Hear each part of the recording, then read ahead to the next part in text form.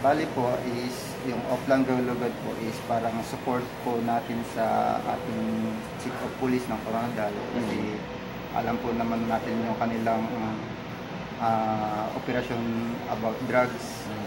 Then nakikisa po tayo sa ating Pangulo, kay President Duterte, about sa pagsugpo ng droga sa bansa.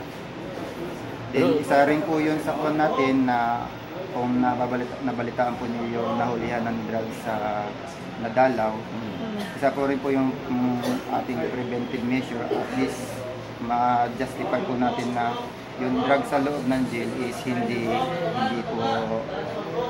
po present. Okay.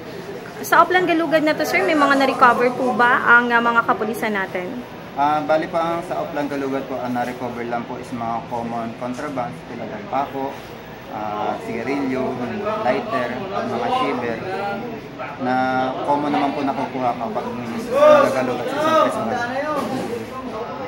Okay. Sir, gusto ko lang alamin, minomonitor po ba ng mga jail guards sa kada selda po ng District Jail ng Coronadal, DJMP?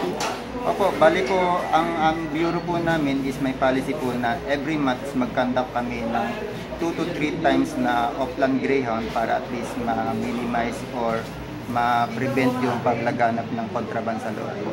Pero so far, sir, wala tayong mga na-recover sa mga pag-check natin ng mga illegal drugs sa loob ng selda? So far naman po, wala po. Mga minimum po, mga lighter, mga pako, mga common na contrabands lang po ang nakukuha namin.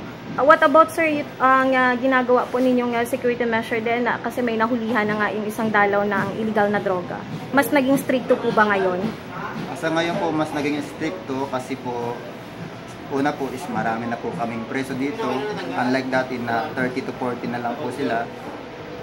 Kung pagdami po ng preso, mas pressure po ang ating personnel ma-maximize yung kanilang trabaho kasi po sa sobrang dami ng dalaw na pumapasok dito sa loob ng jail. Kailangan po namin i-implement yung strict na searching ng kanilang mga body search. Yes, yes. Then yung pag-search sa kanilang mga dala-dala para at least ma-minimize o mawala man lang yung pagpasok ng contraband.